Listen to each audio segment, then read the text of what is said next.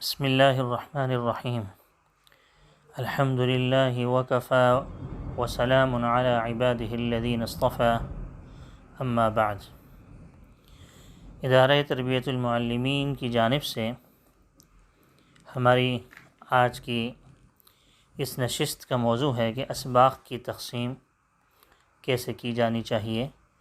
اور اس کے متعلق چند اہم باتیں بھی ہم بیان کریں گے انشاءاللہ تعالی۔ اس سلسلے میں ہماری 2-3 نشستیں پہلے ہو چکی ہیں، ان کو ضرور دیکھ لیا جائے اور سن لیا جائے۔ تمہیدی طور سے آج کی اس نشست میں ہم نے ضرور یہ بیان کرنا ہے کہ اسباق کی تقسیم اساتذہ کرام کے حوالے سے تقسیم ہوا کرتی ہے۔ جس طریقے سے پچھلی نشست میں ہم نے یہ بات بیان کی تھی کہ 2 تمہیدی باتیں ہیں۔ ایک تو وہ اساتذہ ہیں کہ جو کہ اسباق کی تقسیم ان کے اسباق کی تقسیم کی جاتی ہے ان کے اوپر، اور اس کے ساتھ ساتھ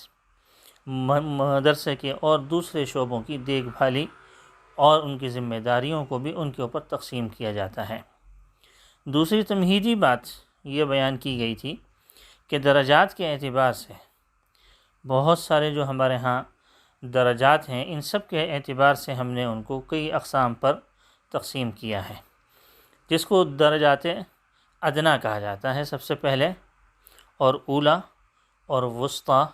اور علیٰ۔ درجات ادنیٰ تو وہ درجات کہیں گے کہ جنہیں درجات متوسطہ کہا جاتا ہے، یعنی اعدادیہ کے درجات، اور اس کے ساتھ ساتھ درجات اولیٰ، یہ اس میں 3 درجے آتے ہیں۔ درجات اولیٰ میں ایک تو درجہ اولیٰ ہے، ایک ثانیہ ہے، ایک ثالثہ ہے، ایک وسطیٰ ہے۔ وسطیٰ درجات جو ہیں اس میں درجہ رابعہ ہے، خامسہ ہے اور سادسہ ہے، اور اس کے علاوہ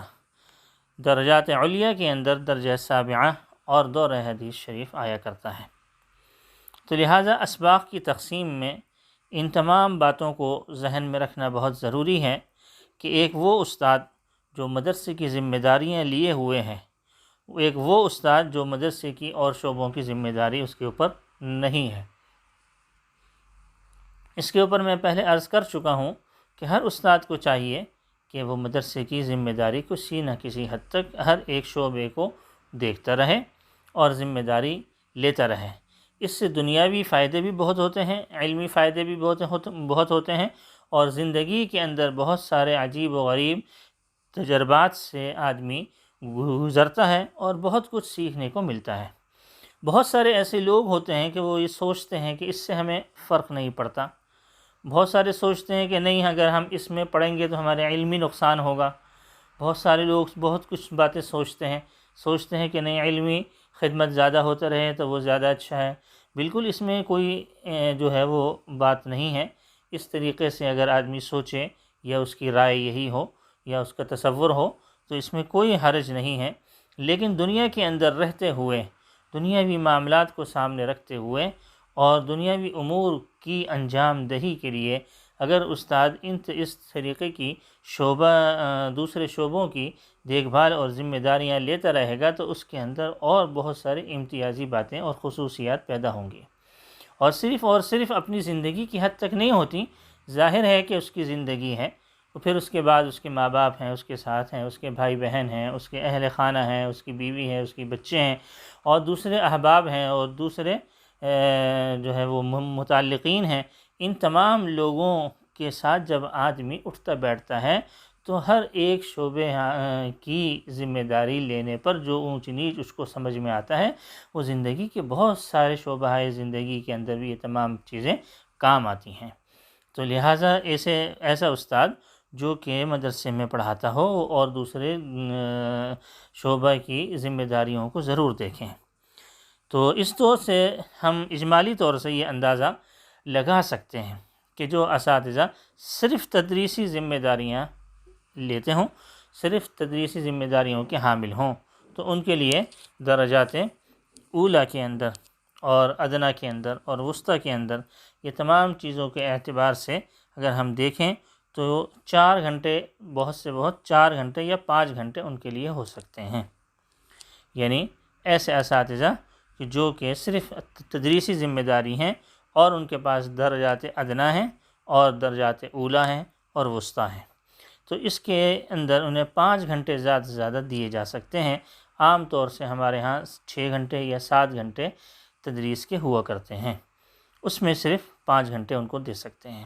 جو اساتذہ درجات وسطیٰ کے لیے ہوں ان کے لیے زیادہ سے زیادہ 4 گھنٹے ہونے چاہیے، اور جو اساتذہ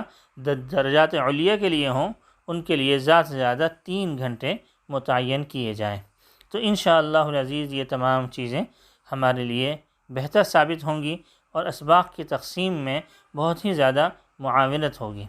دیکھیں یہ تمام چیزیں ایسی ہوتی ہیں کہ جس میں انسان اگر اپنی زندگی کے ساتھ گزارے تو یہ بہت اچھے انداز سے ہوتا ہے۔ بعض لوگ زندگی کو گزارتے ہیں لیکن ہر ایک انسان کو مشکل میں ڈالتے ہوئے، اگر اس کے ساتھ اس کی بیوی ہے، اگر اس کے ساتھ اس کے بچے ہیں، اگر اس کے ساتھ اس کے والدین ہیں یا دوست احباب ہیں، تو معاملات اس طریقے سے کرتے ہیں کہ ہر جگہ افراتفری ہوتی ہے، ہر شعبے کے اندر افراتفری چل رہی ہوتی ہے، اور کوئی بھی شعبے والے جو ہے وہ اس آدمی سے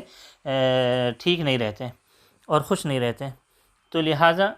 اس سلسلے میں جب آدمی یہ تمام اسباق کو پڑھاتا ہے، تمام معاملات کو رکھتا ہے،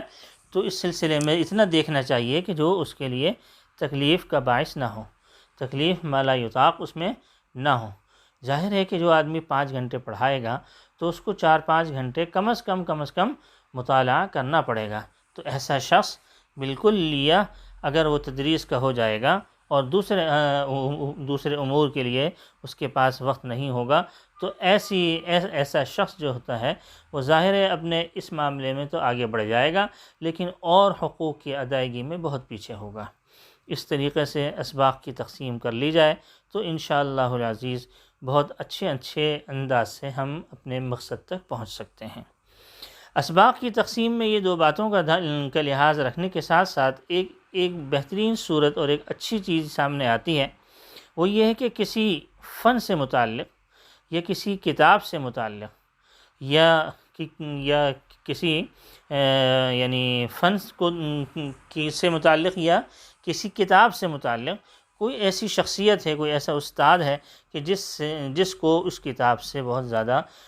جو ہے وہ محبت بھی ہے، بہت زیادہ اس کے ساتھ جو ہے وہ تعلق ہے، بہت زیادہ اس کی اہمیت کو سمجھتا ہے، اس کی ضرورت کو جانتا ہے، اس کی حیثیت کو سمجھتا ہے، اس کی اہمیت جو ہے وہ اس کی حیثیت اور اس کی اہمیت اس کے سامنے موجود ہے، اور اس فن اور اس کتاب کے اندر بھی وہ خوب ماہر ہے۔ تو اس لحاظ سے اگر ہم کسی استاد کو اسباق کی تقسیم میں اس پوائنٹ اور اس نقطے کو دیکھتے ہوئے اگر کتاب دے دی جاتی ہے تو یہ طلبہ کے لیے بہت فائدہ مند ثابت ہوتی ہے،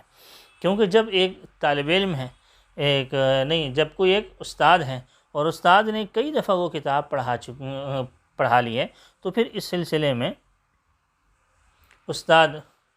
کسی خاص ایک فن کے اندر، جیسے ہمارے ہاں بہت سارے ایسے فنون ہیں، علوم ہیں جو کئی دفعہ ہمارے پڑھائی میں آتے ہیں، ہر سال آتے ہیں، یا ہر سال نہیں آتے تو 3-4 سال 5 سال ہم اس کو پڑھتے ہیں، لیکن بعض ایسے فنون ہیں کہ جس کو پڑھنے کے لیے 1 سال یا 2 سال یا بہت سے بہت 3 سال ہوتے ہیں۔ تو اس طریقے سے بعض اساتذہ اس میں ماہر ہو جاتے ہیں اور اس میں مہارت اس طریقے کی ہوتی ہے کہ وہ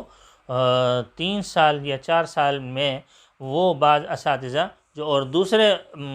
اساتذہ ہوں وہ ماہر نہیں ہو پاتے اور بہت زیادہ گہرائی ان کے اندر پیدا نہیں ہو پاتی، لیکن ایک استاد ہے وہ اس کی کتاب کو خوب دیکھتا ہے، پڑھتا ہے، سمجھتا ہے، اور وہ 1-2 سال جو وہ فن چل رہا ہے یا وہ کتاب چل رہی ہے یا وہ علم چل رہا ہے اس میں وہ مہارت حاصل کر لیتا ہے۔ تو اس لحاظ سے استاد کی مہارت کو دیکھتے ہوئے، طالب علموں کی مہارت کو دیکھتے ہوئے